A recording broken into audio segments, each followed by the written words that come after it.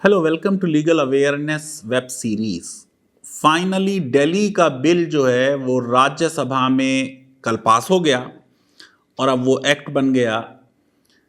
कुछ लोगों ने कश्मीर में जो 5 अगस्त 2019 को हुआ और जो दिल्ली में हुआ उसके बारे में मुझसे कहा कि क्या सिमिलैरिटी है, क्या डिसिमिलैरिटी है। ऑफ कोर्स अरविंद केजरीवाल ज़रा पुअर लाइट में नज़र आए क्योंकि उन्होंने 2019 में फेडरलिज्म और स्टेट्स की ऑटोनॉमी के लिए जैसे खड़े होना चाहिए था वो नहीं खड़े हुए।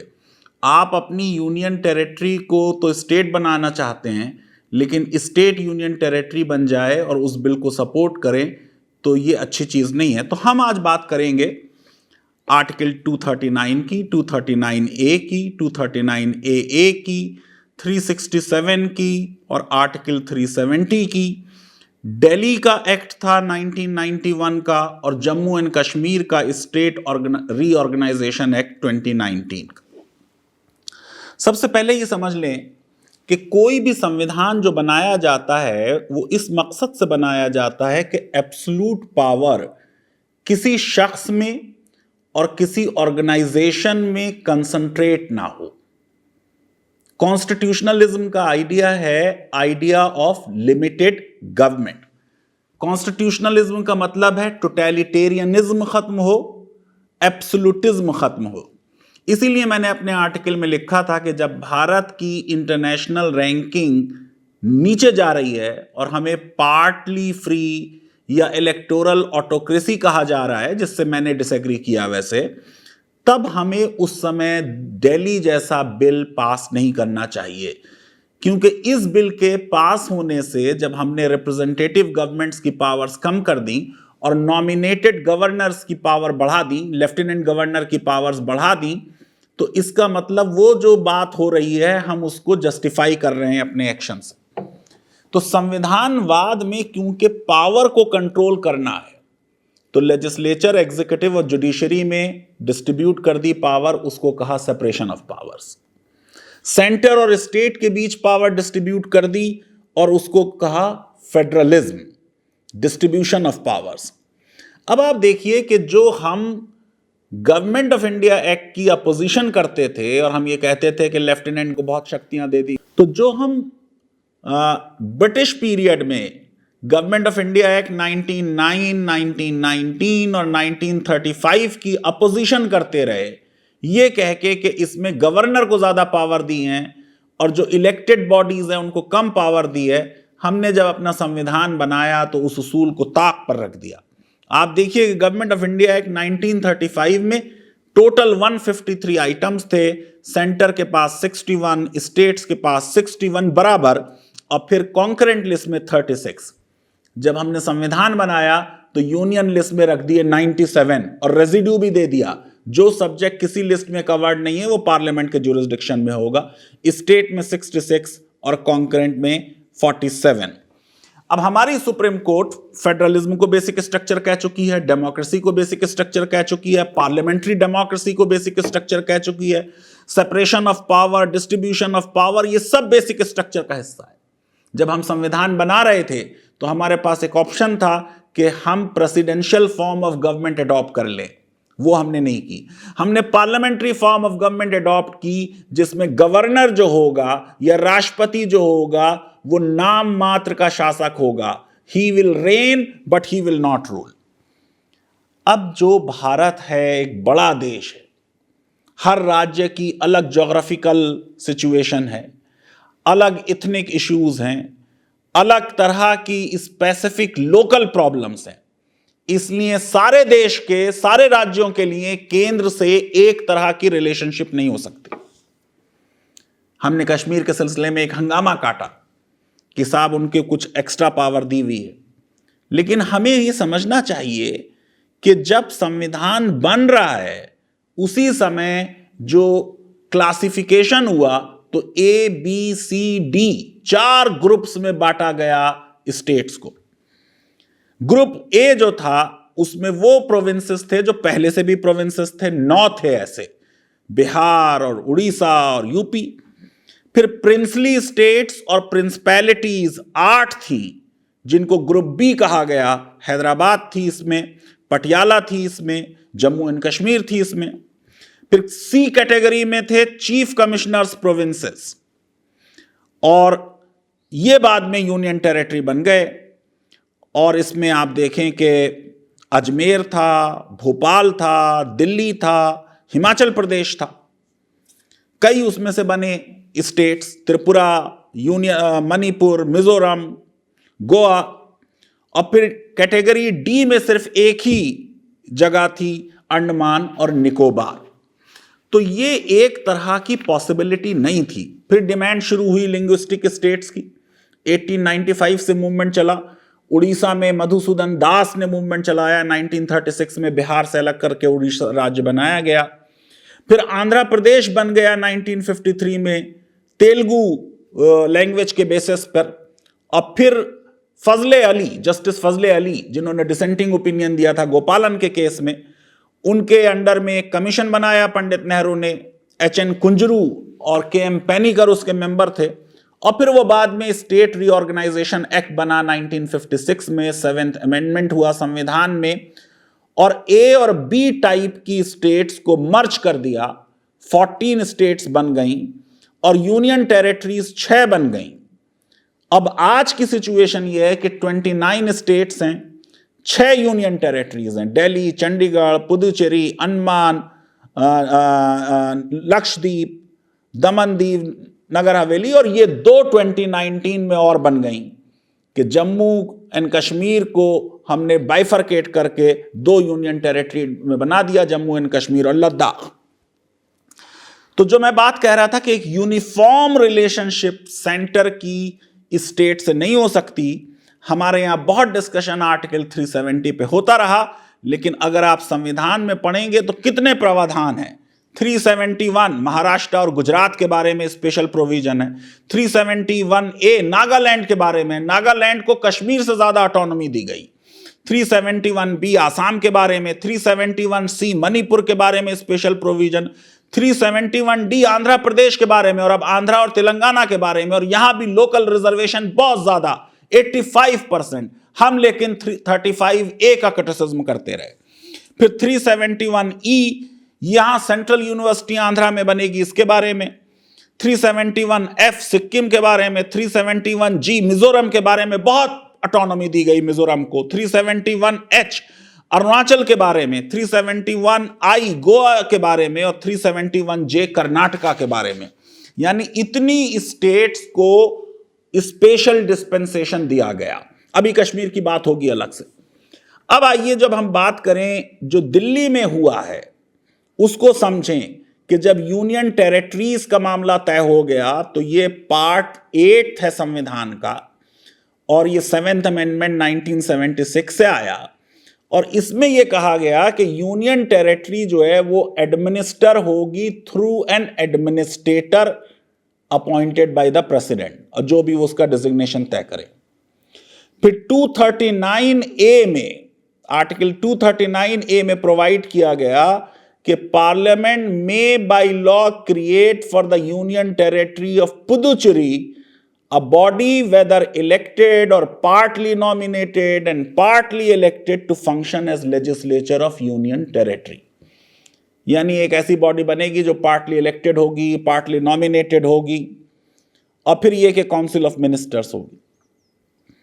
फिर 239AA 69th अमेंडमेंट से 1991 में आया, और अब यूनियन टेरिटरी दिल्ली जो थी उसको कहा गया कि भाई इसका नाम अब होगा national capital territory of Delhi. और इसके क्लॉज 2 में देखिए एक शब्द आ रहा है कि there shall be a legislative assembly for NCT and seat shall be filled by direct election. यानी पुदुचेरी में तो इलेक्टेड या नॉमिनेटेड या कॉम्बिनेशन होगी, दिल्ली के बारे में कहा गया कि यह पूरी तरह इलेक्टेड होगी, और यह कहा गया कि असेंबली होगी। शब्द यूज हुआ शैल, वहां पे यूज हुआ था 239 में। फिर 239AA इसमें यह बात आई कि ये जो असेंबली होगी, इसको जो पावर्स होंगी वो स्टेट लिस्ट में जो पावर्स हैं वो होंगी, सिवाय पब्लिक ऑर्डर, पुलिस और लैंड। अब देखिए, लैंड स्टेट का ही मामला है आमतौर से, लेकिन दिल्ली को ये नहीं दिया गया क्योंकि वहां एम्बेसीज वगैरह थी। और यही फार्म लॉस का क्रिटिसिज्म है कि फार्म लॉस पे पार्लियामेंट को पावर नहीं थी, ये स्टेट के जुरिस्डिक्शन में है एग्रीकल्चर।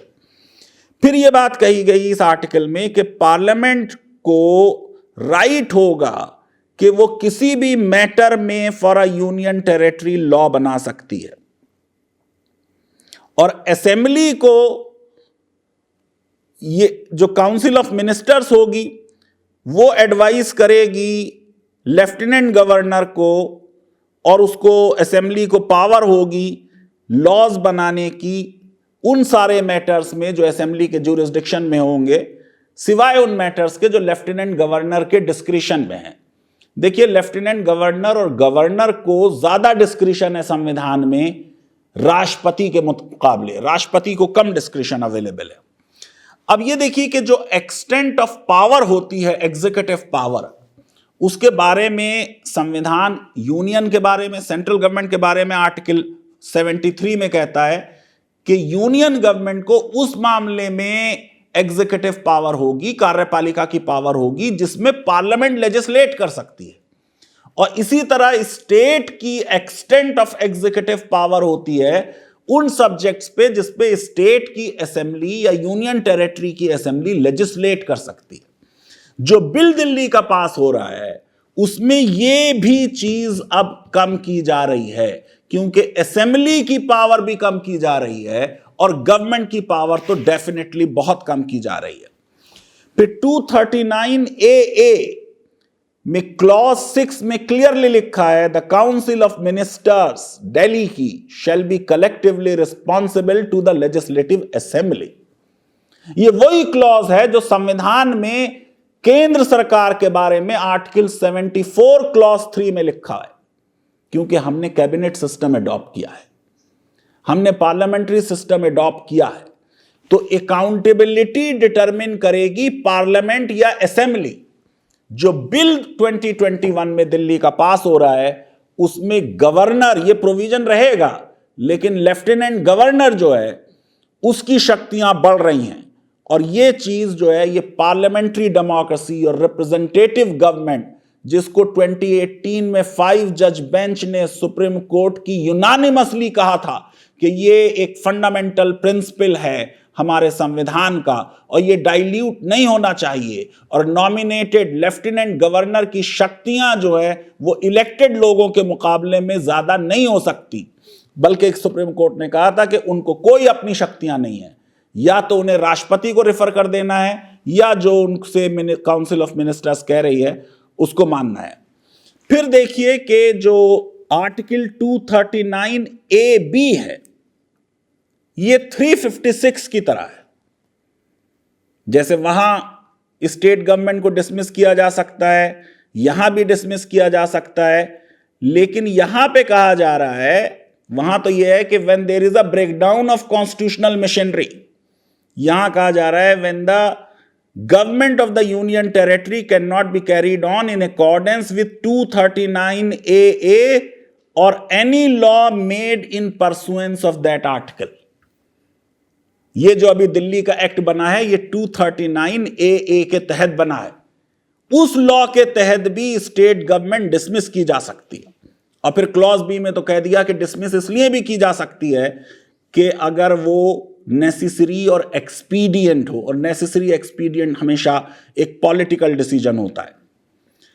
239B में कह दिया कि ऑर्डिनेंस भी नहीं प्रोमलगेट कर सकता लेफ्टिनेंट गवर्नर जब तक prior instructions president of India से ना ले ले। तो यानी ऑलरेडी जो एग्जिस्टिंग सिनेरियो था दिल्ली का, उसमें दिल्ली किसी स्टेट से कंपेरेबल नहीं है, ये एक यूनियन टेरिटरी है, इसकी स्टेट्स के मुकाबले में कम पावर्स थी और अब और कम कर दी गई। अब कम करने का एक डिवाइस निकाला गया है। ब्रिटिश पार्लियामेंट के बारे में यह कहा जाता है कि British parliament can do anything except to make a man a woman, woman a man. हर काम कर सकती है, सिर्फ मर्द को औरत और औरत को मर्द नहीं बना सकती। लेकिन हमारे देश में शब्दों का अगर अर्थ बदल दिया जाए गोरे को काला और काले को गोरा कह दिया जाए, दिन को रात और रात को दिन कह दिया जाए, तो यह बहुत आसान है। 2021 का एनसीटी एक्ट यही कहता है। उसने परिभाषा बदल दी। सरकार का मतलब है लेफ्टिनेंट गवर्नर। अब कॉमन सेंस भी कहता है कि सरकार का मतलब होना चाहिए मुख्यमंत्री और उसकी काउंसिल ऑफ मिनिस्टर्स, लेकिन कॉमन सेंस बड़ा अनकॉमन हो गया। हसरत मोहानी ने कहा था, खिरत का नाम जुनू पड़ गया, जुनू का खिरत, खिरत का नाम जुनू पड़ गया, जुनू का खिरत, जो चाहे आपका हुस्ने करिश्मा सास करे, जो चाहे आप कर ले। मैं ये समझता हूं कि ये जो हम काम कर रहे हैं कि लेफ्टिनेंट गवर्नर की पावर्स बढ़ा रहे हैं, हम गवर्नमेंट ऑफ इंडिया एक्ट के जो अपोजिशन करते रहे 1909, 1990, 1935 में, जो आइडियल्स थे हमारे देश के स्वतंत्रता संग्राम के, उनके विरुद्ध जा रहे हैं। अब यह बात अलग है कि कोई यह कह सकता है कि वो लोग राष्ट्र हित में काम नहीं कर रहे थे और अब राष्ट्र हित में काम हो रहा है। अब आइए क्या मसला है। 2021 का जो दिल्ली का एक्ट है, उसने असेंबली की भी पावर्स कम कर दी। असेंबली किसी मैटर में इंक्वायर नहीं कर सकती। कोई इंक्वायरी ऑर्डर की उन्होंने तो वो और वॉइड मानी जाएगी। रिट्रोस्पेक्टिव भी कर दिया इस लॉ को। सरकार गवर्नर से बिना पूछे कोई काम नहीं कर सकती।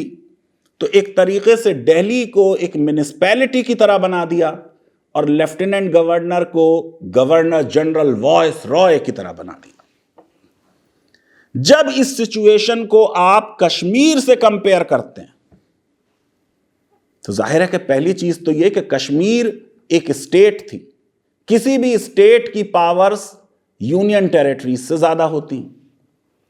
कश्मीर की पावर्स कुछ मामलात में और स्टेट से भी ज्यादा थी, क्योंकि कश्मीर भारतीय संघ का हिस्सा जब बना जब राजा हरि सिंह ने इंस्ट्रूमेंट ऑफ एक्सेशन साइन किया।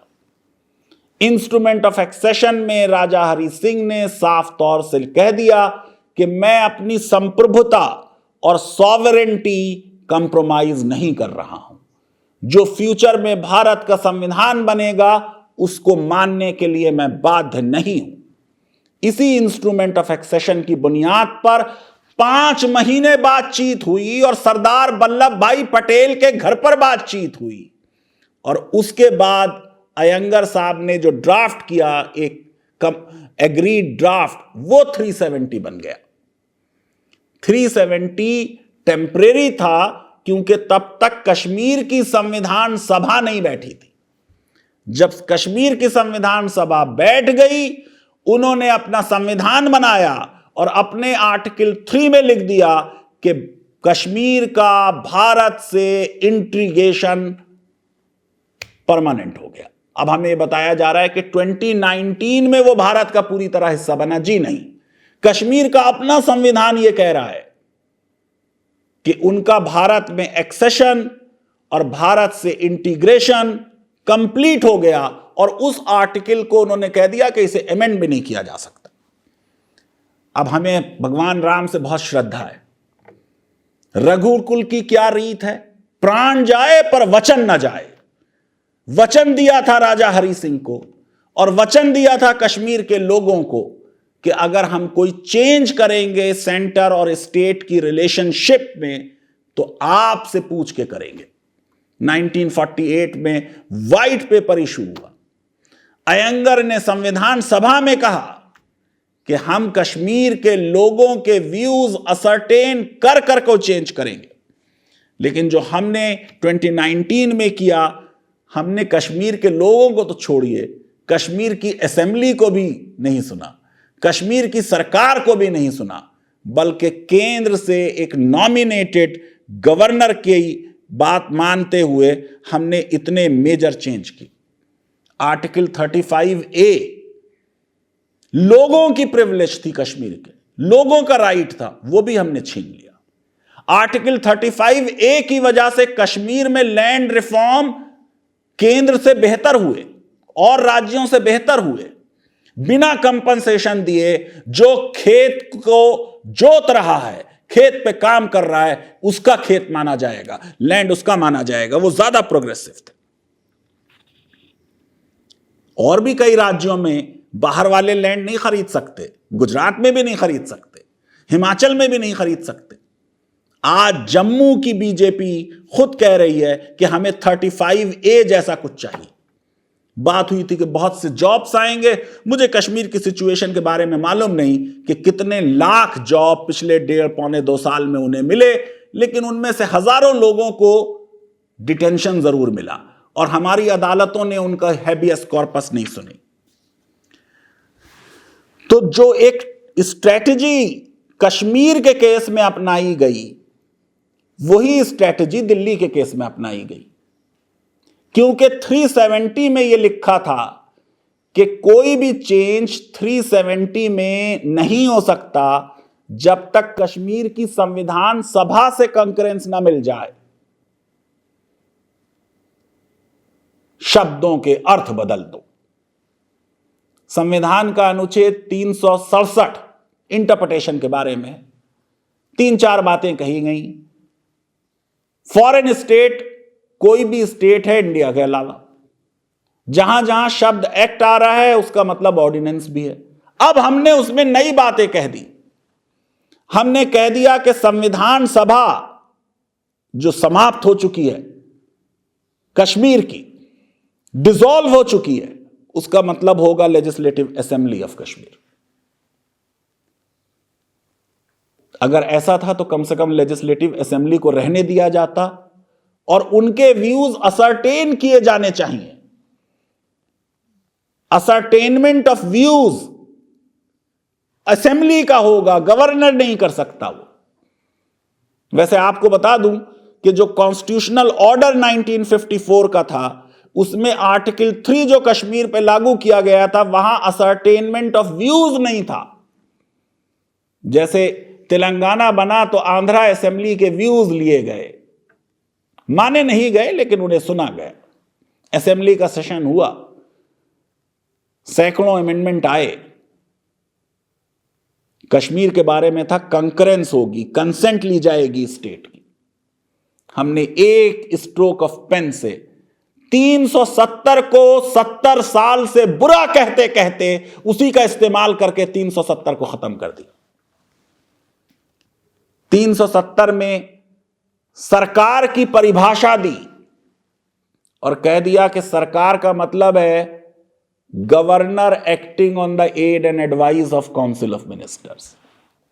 क्योंकि अरविंद केजरीवाल ने इसका सपोर्ट किया तो उनको एक additional benefit, icing on cake दिया गया कि दिल्ली के लिए अब सरकार का मतलब होगा लेफ्टिनेंट गवर्नर।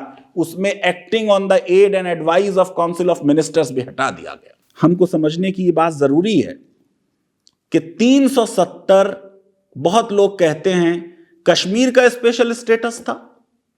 जिस तरह से वो लागू किया, चाहे नेहरू हो, चाहे इंदिरा हो, चाहे राजीव गांधी हो, चाहे वाजपेयी हो कि नरसिम्हा राव हो या कोई भी और सरकार, जो उसकी स्पिरिट थी उसके विरुद्ध हम गए। ज्यादातर संविधान का हिस्सा कश्मीर पे लागू हो चुका था। यूनियन लिस्ट के 97 में से 94 आइटम्स लागू हो चुके थे, एक्सटेंड हो चुके थे। तो लार्जली 370 केंद्र की पावर थी। संविधान में संशोधन हो, जैसे चाहें उसमें मॉडिफिकेशन करके कश्मीर में लागू कर दे। एक ही 2 मिसाल दे देता हूं आपको।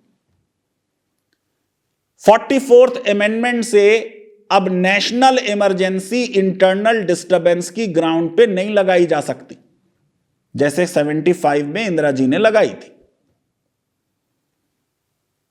लेकिन कश्मीर के संविधान में जिस तरह से हमने 352 वहां लागू किया, इंटरनल डिस्टरबेंस ग्राउंड रही। अनुच्छेद 19 के जो राइट्स हैं उन पे रीजनेबल रेस्ट्रिक्शंस लगाई जा सकती हैं पूरे देश में। कश्मीर के लिए जब हमने मॉडिफाई किया तो उसमें रीजनेबल रेस्ट्रिक्शंस शब्द बदल दिया और उसको कह दिया restrictions which state considers reasonable.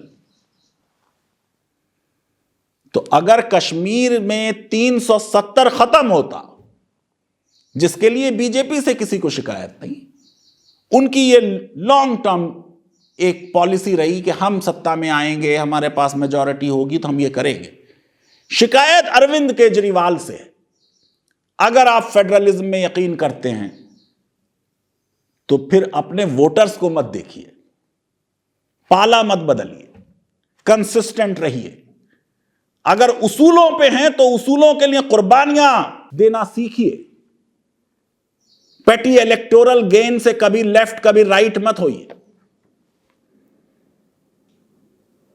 अगर कश्मीर सिर्फ राज्य बन जाता तो केंद्र की शक्तियां कश्मीर के बारे में बहुत कम हो जाती, क्योंकि वो शक्तियां जो केंद्र को कश्मीर के बारे में थी 370 के जमाने में, वो और राज्यों के बारे में नहीं थी। इसलिए क्योंकि केंद्र का कंट्रोल कश्मीर पर टाइटन करना था, यह मुमकिन ही नहीं था जब तक कश्मीर को टुकड़े कर यूनियन टेरिटरी न बना दिया जाए।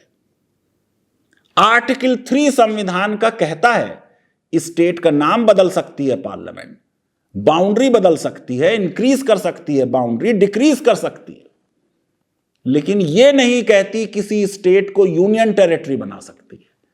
यूनियन टेरिटरी से स्टेट्स तो कई बनी, लेकिन कश्मीर पहला राज्य है जो यूनियन टेरिटरी बना। और अगर यह संवैधानिक है तो जो कश्मीर के लिए हुआ वो किसी भी राज्य के लिए हो सकता है, यानी किसी भी राज्य को केंद्र यूनियन टेरिटरी बना सकता है। और अगर यह है तो फिर भारत फेडरल तो छोड़ दें, क्वाज़ी फेडरल तो छोड़ दें, एक यूनिटरी स्टेट बन जाएगा और वो सही नहीं होगी बात। सुप्रीम कोर्ट के कुछ जजमेंट भी हुए। प्रेमनाथ कौल 5 जज बेंच का जजमेंट था। उन्होंने कश्मीर की संविधान सभा की इंपॉर्टेंस को एक्सेप्ट किया।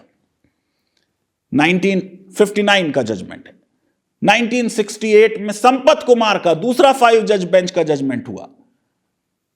इन्होंने 59 के जजमेंट को रिफर ही नहीं किया, जबकि जस्टिस हिदायतुल्लाह दोनों जजमेंट्स में थे। मैं ये समझता हूं, हमको ये समझना चाहिए कि 5 अगस्त 2019 को कश्मीर और कश्मीर के लोगों के ऑटोनॉमी कम की गई, उनका संविधान समाप्त हो गया। उनके संविधान में 158 सेक्शन थे, 6 शेड्यूल थे।